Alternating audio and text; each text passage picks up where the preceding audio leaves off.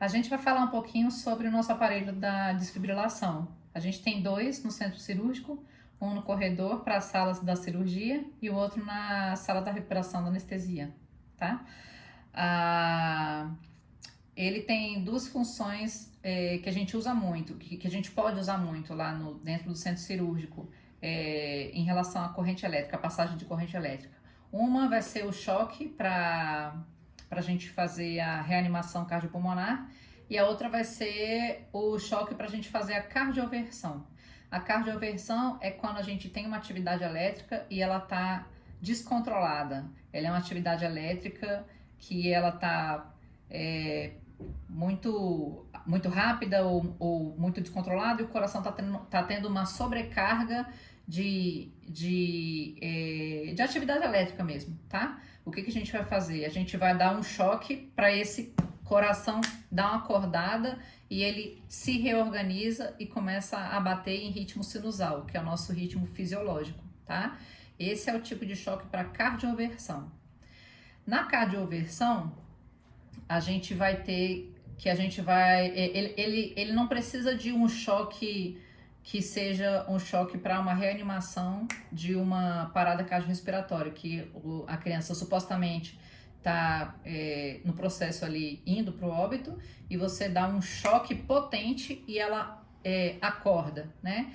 A da cardioversão, como ela já tem uma atividade elétrica e ela só está desorganizada, então, na cardioversão, a gente só vai dar um choque de forma que esse coração se assuste um pouquinho, né? E com o choque ele se reorganize na parte elétrica. Então, o choque para cardioversão pode começar com 0,5 joules por quilo. Depois você pode aumentar para 1, depois você pode aumentar para 2. E aí fica entre 2 e 4 joules por quilo, que é o suficiente para a gente reorganizar esse coraçãozinho na cardioversão. Da PCR, meu amigo, já começa com o pé na porta.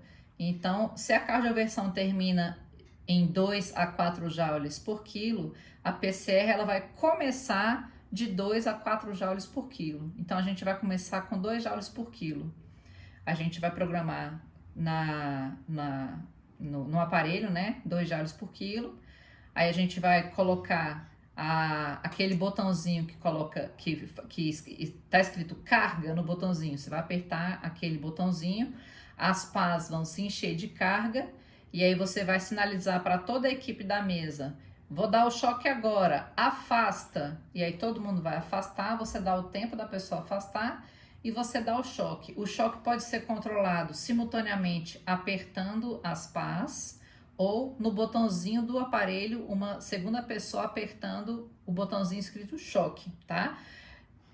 Durante a PCR ou durante a cardioversão, as equipes elas vão se conversar entre elas para saber o que vai acontecer. Se a pessoa que está com as pás vai ativar o choque aqui nas pás, ou se a pessoa que está lá no carrinho vai ativar o choque pelo botão de choque, tá? As pás, eu criei aqui um mecanismo de imitação. As pás infantis ainda são muito grandes para bebês pequenos. Então, a gente tem duas formas de colocar essas pás. Uma, a pá é o seguinte: a todo momento que você está carregando as pás, você precisa de ter pelo menos 3 centímetros de distância, 3 centímetros de distância entre as pás. Por quê? Porque se elas se tocarem, você pode levar um choque sem querer.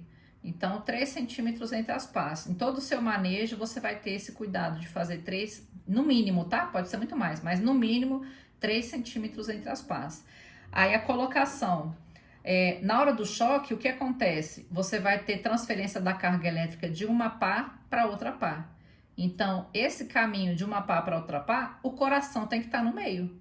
Senão, a carga elétrica não vai atingir o coração, que é o seu objetivo do choque. Tem que atingir o coração, então você tem que fazer as pás ficarem, o coração ficar no caminho entre as duas pás, tá?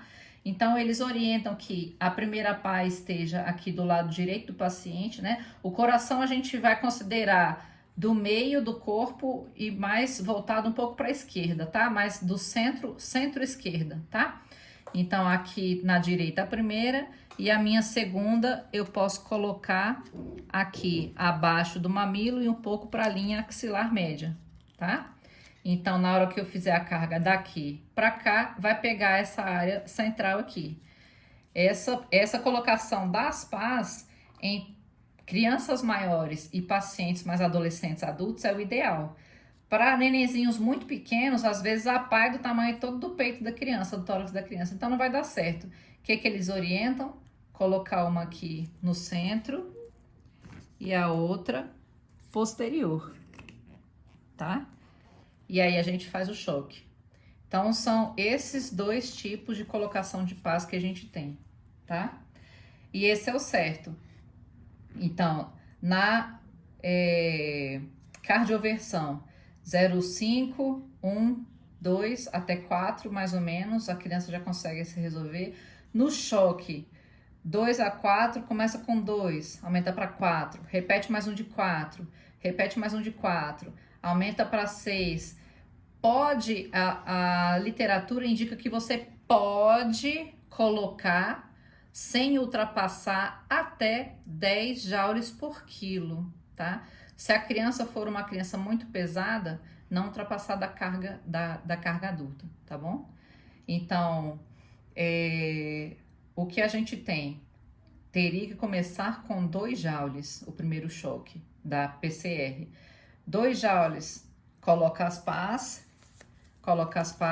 né? Gel nas pás, sempre tem que ter gel nas pás, porque a condução aqui da pele não vai queimar a carga elétrica que passa dessa pá para essa pá. Quando atravessar o coração, a carga elétrica vai ser toda aproveitada só no trajeto. Ela não vai ficar acumulada na parte metálica da pá e vai passar para a pele da criança. Quando você não tem o gel em quantidade suficiente, o que acontece? Você deu o choque, você tirou, queimou aqui, onde estavam as pás. Por quê? Falta de gel, falta adequada do volume certo de gel, tá? Então, comecei com 2 joules, coloca a carga de 2 joules aí para mim no carrinho. Aí a segunda pessoa vai lá colocar a carga de 2 joules. Aí ela vai colocar com a ponteirinha lá, ela vai rodar igual a televisão antiga, tec, tec, tec, tec, colocou em 2. Aí ela vai falar, carrega, aí ela vai apertar no botão de carregar. Aí ela vai perguntar, você quer dar o choque aí pela sua pá ou pelo carrinho? Eu vou falar pelo carrinho. Aí eu vou falar, tá pronto para dar o choque? Ela falou, tô. Então espera que eu vou pedir pro povo afastar. Gente, choque, afasta. E aí quando ela estiver pronta no carrinho, ela dá o choque. A criança vai, né? Um choquezinho, tá bom? O que aconteceu no caso Lia? Vamos lá. A criança pesava 2,5, mais ou menos. 2,5 com a carga inicial de 2 dá o quê? 5 joules. O que fizeram? Vamos chocar, gente, bora. Plof, chocaram. Aí eu tava de anotadora. E aí, quanto é que foi de choque? 30 joules, 30 joules. 30 joules, mais do que a carga máxima que ela poderia receber. Enfim, tudo ocorreu de uma forma muito tensa, de uma forma inadequada, mas a paciente hoje está bem, tá? São erros graves que não podem acontecer, que levam prejuízo à vida do paciente. Mas, graças a Deus, não aconteceu da gravidade a menor, né? E não aconteceu nenhum prejuízo para o paciente. Então, recapitulando, posição das pás, abaixo da clavícula na parte direita e linha abaixo do mamilo, pegando a axilar média aqui do paciente, tá? Aí carrega o choque, vê o peso da criança, distribui 2 joules por quilo que a criança tiver, né? No caso Lia, 2 joules por quilo, ela pesa 2,5, 2 joules por quilo dava 5 joules, tá? Então 5 joules, deu o primeiro choque, não resolveu? Aí dá o segundo choque, já pode ser 4 joules por quilo, aí daria o segundo choque. Mas acontece que no caso Lia a gente tem outro problema. No caso Lia, ela recebeu o choque e o ritmo cardíaco dela não era um ritmo chocável, tá? A gente vai ver aí no decorrer da aula quais são os ritmos chocáveis que podem receber choque e os ritmos não chocáveis que não podem receber choque, tá? Ela recebeu um choque com um ritmo não chocável, tá bom? É isso por enquanto. Vamos continuar fazendo o prosseguimento da aula.